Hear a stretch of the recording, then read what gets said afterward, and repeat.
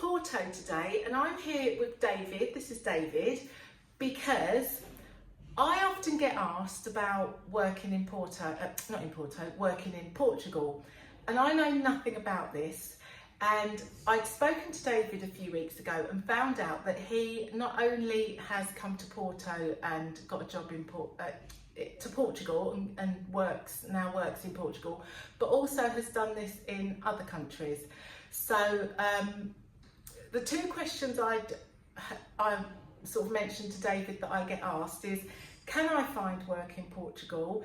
Is it easy to find work in Portugal? And then the same questions with, if I don't speak Portuguese. And as I said, I haven't got a clue. So I thought, let me get David on the channel and he can tell us what it's been like for him.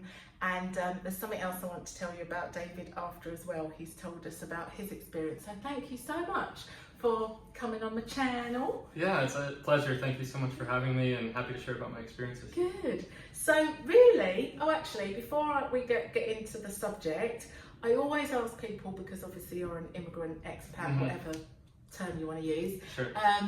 I always ask people, where did you come from and how long have you been here? Yeah, so I'll try to keep my long story as short as possible.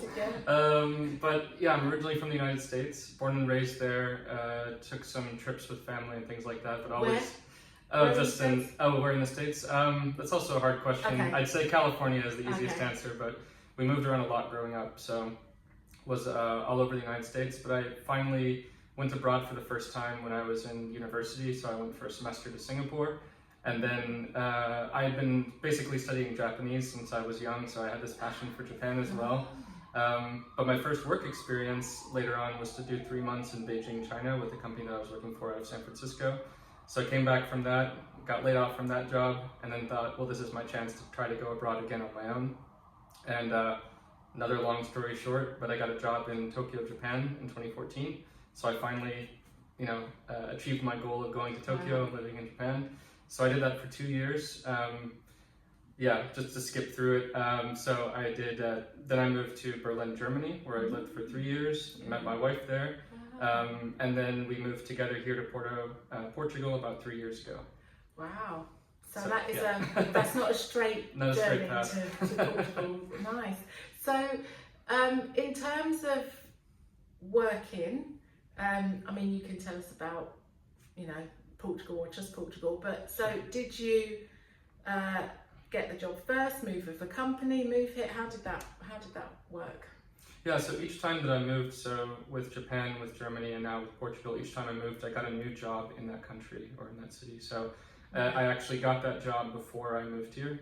So I was applying while I was still in Berlin, and I was looking at a number of different cities across Europe. So it wasn't even just Portugal, although that was our goal. That was what we were crossing our fingers for. And so I got the job offer in Porto, actually Matosinhos, which is a nearby beach town. And we thought, okay, this sounds pretty good. Can live near the beach, be in Portugal, work in a job that I was excited about. So I got that job in September 2019, and we moved in November. So if you wasn't looking at Portugal specifically, then I guess you didn't speak Portuguese. I did not, and still don't very well. I must admit. It's not just me.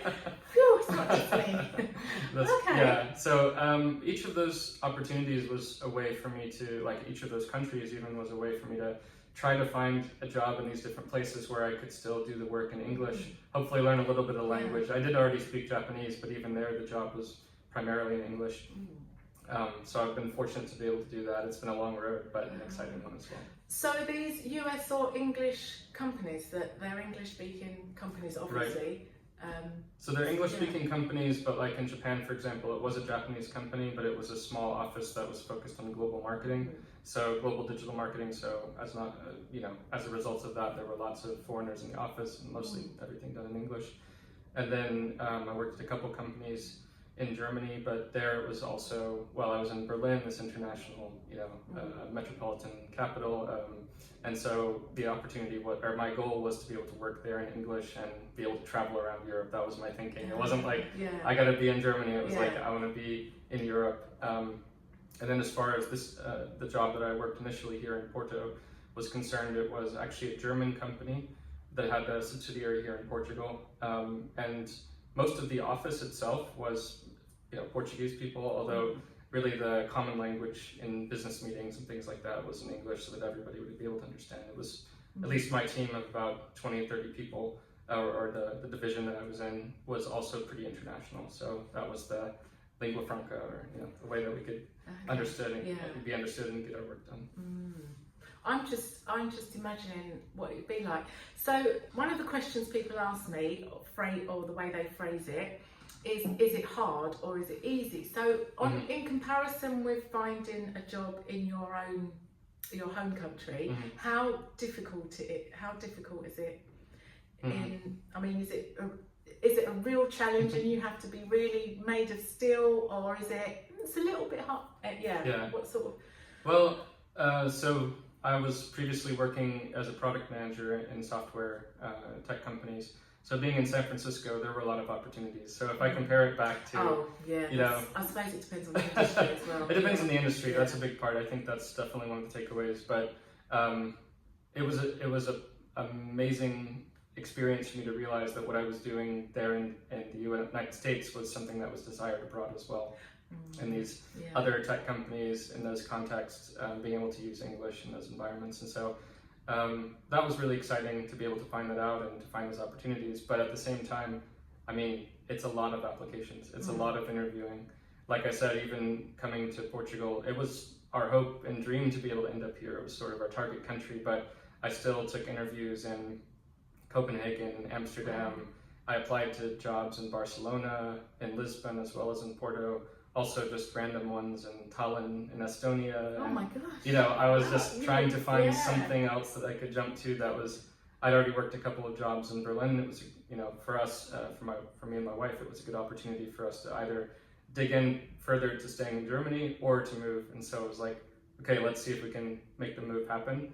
And it took several months, many applications. So I would certainly not say that it's easy. I would say it's possible, but it's not easy. So that's the thing. That's another reason why I wanted to talk to you, because people would ask me and I'd say, well, I don't know. But I'd seen the question asked on forums and, YouTube lives and stuff and webinars. And the answer was always the same, which is really you haven't got a hope in hell. You really need some kind of income. Either you need to be location independent or have some kind of income coming from your home country. Right. And like I said to you when we spoke before, there's a difference between something being possible but difficult. Yeah, it's still possible. It's not easy. Yeah, it's not easy, but it is not just a straight cut. No, it's impossible. So so that's that's good. Yeah. That's sort of the message that I try to share as well. If people are coming to try to ask me about that or to see about the services like that we offer through my business, I always say, we don't do the job placement. We can't guarantee anything. I'm not going to sugarcoat it. It's a tough road, and I've found that every time. But because I had those, dreams and passions and motivations, keep going after the interview, after interview, after interview, finding other opportunities, preparing as best as I could. Luckily, I guess my background shows, my history shows that it worked out, but it doesn't mean that it was obvious at the time, right? Or that I knew what would happen. It's easy to say in hindsight, but it's very uncertain ahead. But that's also, separately why I've gone and started to work for myself, because it's a challenge as well, especially in the tech space. Even if there's a lot of opportunities, there's a lot of uncertainty, and I've dealt with the ups and downs of that through my career as well. So when you have a visa writing on that, it's a challenge. There's that issue as well. Exactly. So I'm guessing you need some grit. Is the probably word. I think that's a good word. Definitely need grit. I've just, as you was talking, and I thought, what about industry? Is there a specific industry where it's going to be less difficult, and industries where you really are going to struggle, or is that not necessarily something you could answer?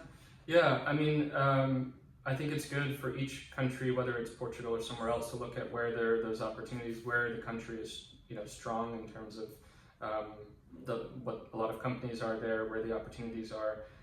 If it comes to tech companies that can be easier to cross into multiple different industries. It might not just be one specific type of company, but I guess I would say on the notion of working at tech companies, I think it's a great place to start looking for opportunities, because there's also, you could do marketing, you could do obviously programming, things like that, but there's business development, there's customer support, and a lot of those roles need English speaking skills, for example.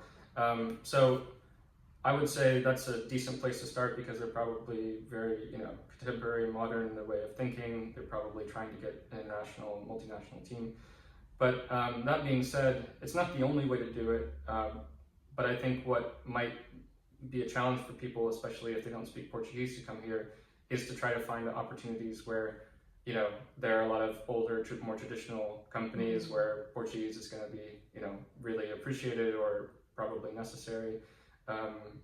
There are other industries, for example, textiles and some manufacturing, obviously things around tourism, as you know, big tourism industry here in Portugal. So if you can find opportunities to play in that space, I think that could be really interesting as far as Portugal is concerned. But I still think it's probably a thing where even if you could make it work without speaking Portuguese somehow and convince them to hire you for it, it might feel quite isolating.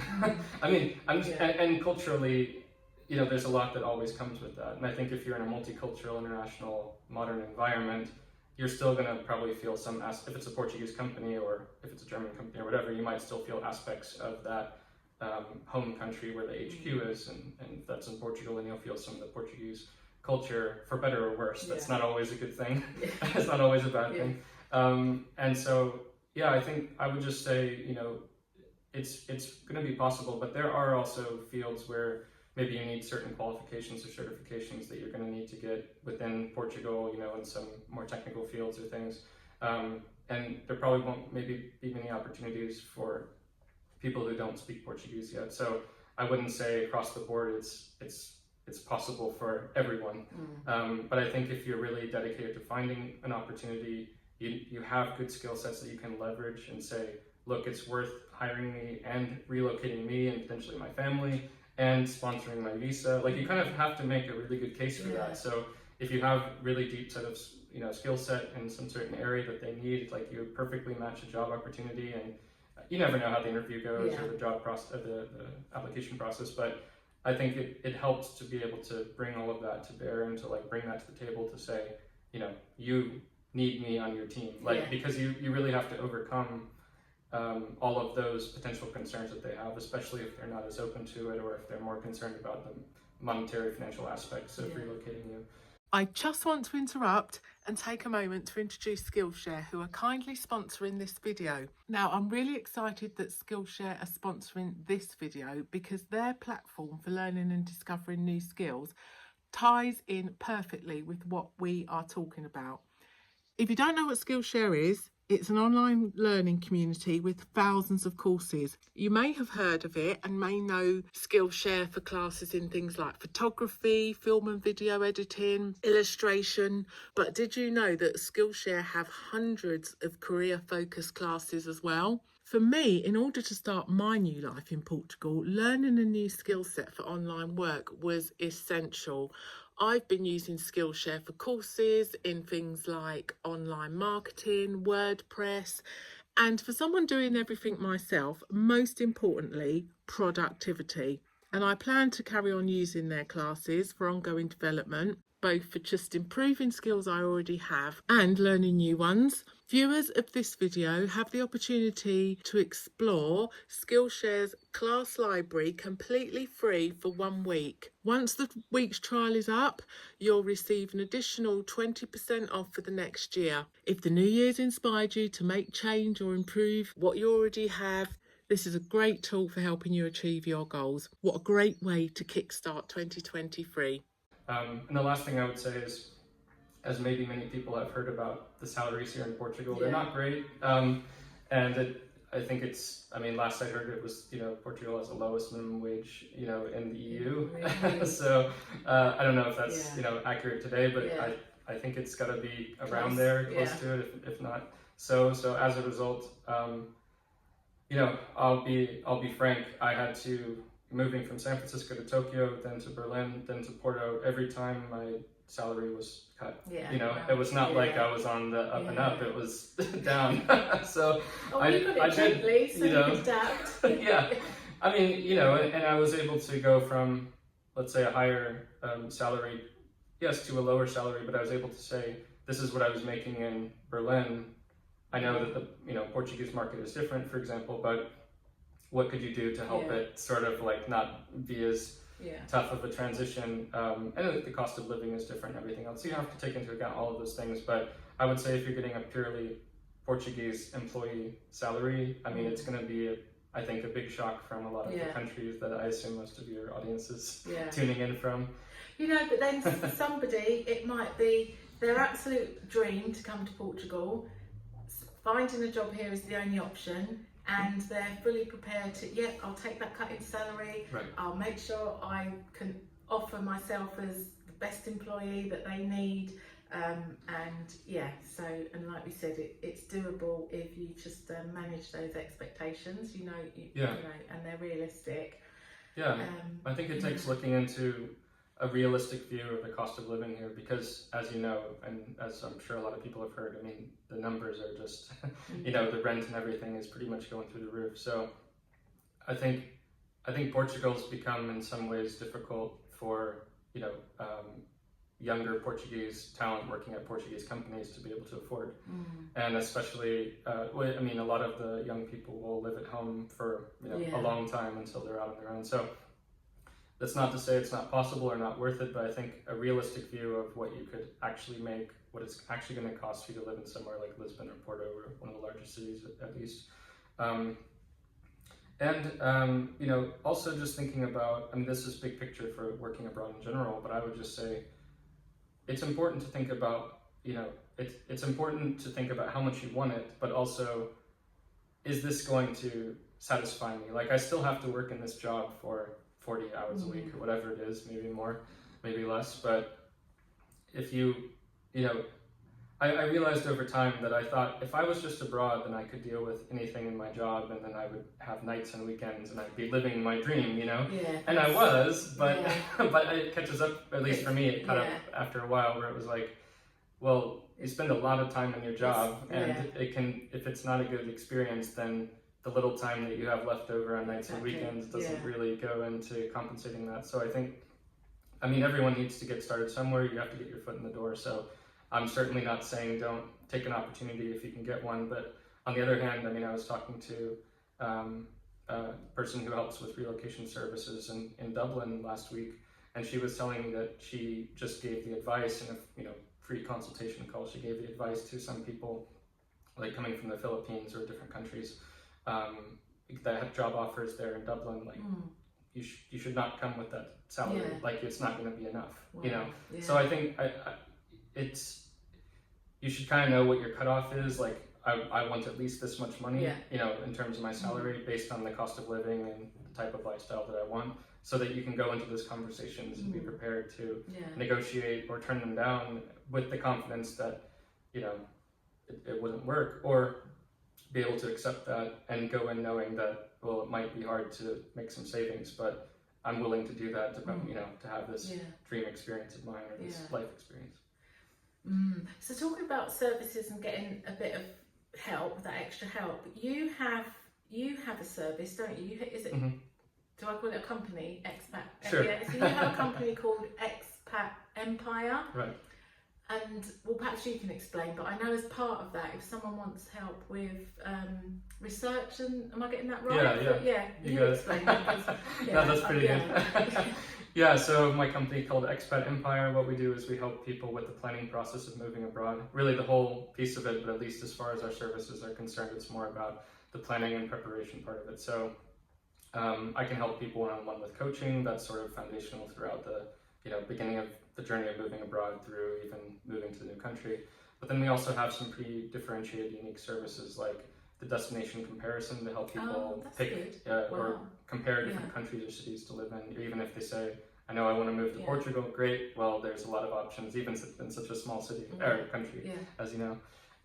So that's the destination comparison. Then we have a timeline planning, and that's basically a big personalized spreadsheet of all the steps they need to take before they leave their home country and in the first year after they arrive in the new country.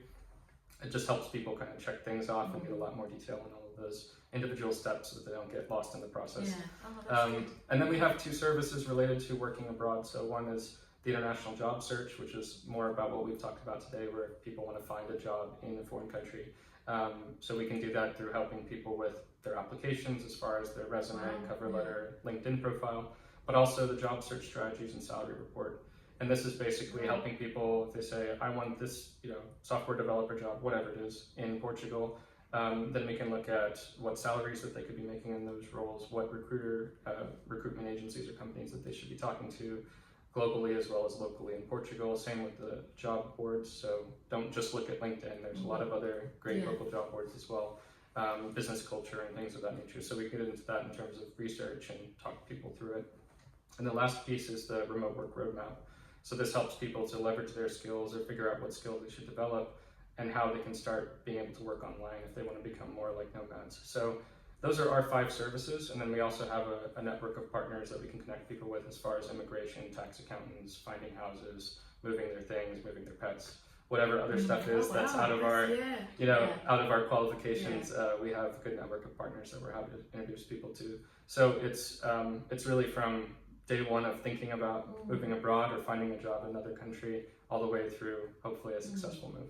That sounds really good, because you don't know what you don't know. Right. If there's, I just jumped on a plane and came here, but I'm a lot more freer, but that sounds really ideal, especially if a lot is at stake. You might have a family to, you've got all the upheaval of moving them as well. So you really do have to not get it right, but put a lot more thought into it than some people. But that sounds really good. So I'll put the details in the description. I'll put all the details in the description and all that stuff. Podcast. Do you still have your podcast? I do. It's on a bit of a hiatus right now, but it's still like going. But I'd say maybe next year. Well, you give me whatever information about everything you do you want to give me, and I'll add it all into the video information. So that's so interesting. It's really great to talk to you. Thank you. Is there anything else on that? I think we covered a lot of it. One other piece that maybe could help people that popped into my mind earlier that I mentioned is that, a lot of people talk about the NHR, non-habitual resident tax status here, which of course a lot of people think about it in terms of the income they're making from abroad. But it makes a huge difference for people that work here in Portugal as well, because then it becomes a flat tax of only 20%, which is, you could say, well, 20% is high. Well, it gets up to like 48% in Portugal. So I just call it half. That's half to me. So I think actually it's pretty amazing. And when I looked at the salary that they were offering me for this job that I worked in for the first year before going full time on Expat Empire 2 years ago, it was kind of like, okay, it was a big cut and all that stuff, but it was like, okay, it was kind of above my minimum. And then the person in HR told me about NHR, like that I could get this benefit, and it was like, it just changes the game, really. So I think, you can get that for 10 years. I just thought it would be worth mentioning from a context of working in Portugal, and if you're making above, a relatively small amount of money, then you can take advantage of that or make benefit from it. Talk to the tax accountants and all of that, but just something else that helped sweeten the deal as far as that was concerned. What we see in terms of our clients is a lot of them are interested in working in Europe, and of course that's what we're happy to help with. Plenty are looking in Portugal, but also Germany, Ireland, the UK, Netherlands. There's a lot of other great options out there as well. So if people are really focused on work, it kind of depends on how important it is as to the type of company you work for, what work that you do, how much you want to make. There's so many questions in that. So if it's like you really want to take your career to the next level, Portugal could be that, but it might not be the top pick. On the other hand, the quality of life is pretty much unrivaled or unparalleled. So it depends on your goals, and especially as far as your career is concerned. So I think it's important to take all of that into account. And one last thing is that even if you're if you're trying to find a job in Portugal, for example, and you're dead set on coming to Portugal and you can't find the right one or whatever, if you want, you can, become self-employed and start a business, whether self-employed as yourself or you can incorporate a company. So I would say that's one thing that's great about Portugal is, between digital nomad visa, the D7, the golden visa, all these other options that people talk about, and of course normal work visas. There's also just, there's a lot of immigration opportunities and incentives and things like that behind starting businesses here as well. So I've been really happy to, because I'm self-employed here running this business. So for me, it's, it's been great. I mean, I was able to get some unemployment after getting laid off from that job after a year with the COVID downturn and all that. So I got some unemployment, and then I was able to get a small business loan. And I mean, I'm not going to say it's been easy, but had experience of a lot of oh wow. So a lot of people ask, well, are you here with the D7 or the gold? No, I came with a job and I got a work visa, and then I now I'm self-employed. And so I've done it, a different way. So it's definitely all possible, but just to throw out some other options for people that are thinking about how they can make it work but can't seem to find that job or are not excited about the salaries or whatever it is. There are other options. So. See, it's worth having that conversation with you. Initially, because it could even be that there's different options. But like I was saying, I know I keep using the phrase, but you don't. I used to think that was a really silly phrase. You don't know what you don't know, but it's so true because you get into a situation and you just think, now I didn't know. I needed to ask that question because I didn't know about it. So it's very important. So and just to have them conversations and maybe get you thinking about what you need to consider, what questions you need to ask, and things that you just think, I never even thought of that. Anyway, maybe that's just me. But So what about living in Porto? You personally, what made you choose Porto? And well, I guess it was, ultimately it was where the job opportunity was. That's, that's the funny thing is people ask, well, Porto versus Lisbon or whatever other place. And it's like, well, it's kind of made for me, but I'm sure glad that it was. Because, of course, maybe there are other great places to live in Portugal. I'm not counting that out, but as far as Porto versus Lisbon, for me, I think I'm a Porto person. Really? So, but that's up to personal taste and everything else. But I'm just really glad that we ended up here. And at first we were in Matosinhos nearby, more of a beach town, about 40 minutes by metro or something like that. Does that feel very different?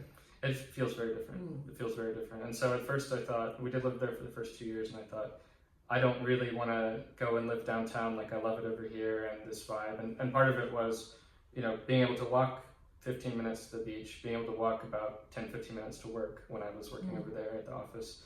There was a huge city park over there as well. So it's like, it was just really relaxed and comfortable. And I thought, I don't want to live downtown. And then I found this area, and we also realized that we don't have a car here, so it felt a little bit far sometimes to come into downtown. And so then we moved over here, and so now we love living in downtown and visiting Matosinhos on the weekends. The great thing about Porto is it's so walkable. Like we can just, it's not a huge city, but I'd say it's medium or it's big enough. It has kind of everything that you need, but yet it's still like most of the time we end up walking. We have a pass for the metro, but we used to do a monthly pass where we get unlimited trips. But now that we're using it so infrequently, we just get a 10-trip pass, and it lasts us like, I don't know, 2 months or something. So what's the cost of a monthly pass? I think it's the monthly one, I believe, is 30 euros or 40 euros, depending on how many of the zones, because there's like a certain number of zones you can get. But this 10-trip pass is like, I think it's 16 euros, and it actually gives you 11 trips. So it was like, I don't know, it ends up, most of the time we're going around and just like, we got so used to walking. And my parents came to visit from the US, and they couldn't believe how much we were walking around, but it's just, that's the lifestyle that we've gotten used to, and we really love it. So. One thing I always ask people about where they live is if you can live without a car, but obviously you've answered that. I guess to be clear, I haven't had a car since I was in high school. Oh really? So I've been living a car-free life for a very long time, so I'm super used to it. But it's also super important to me. Like I would never want to go back to a car lifestyle. So, really? So see, I was just going to say there's two types of people, and we clearly are sitting here. Those two types, because I'm a car person all the way. Even in London, I just I've got to have a car. Well, I think that's yeah, I think we've covered all what we need to, and yeah, I just think that's really, really useful. And I know if I was in the position of finding work, I think I'd find, I'm not just saying it, your service very useful. But I'll put all the details in, and even just what you said today, I'm sure some people are going to find really useful. So thank you so much. Thank you. It's been a pleasure.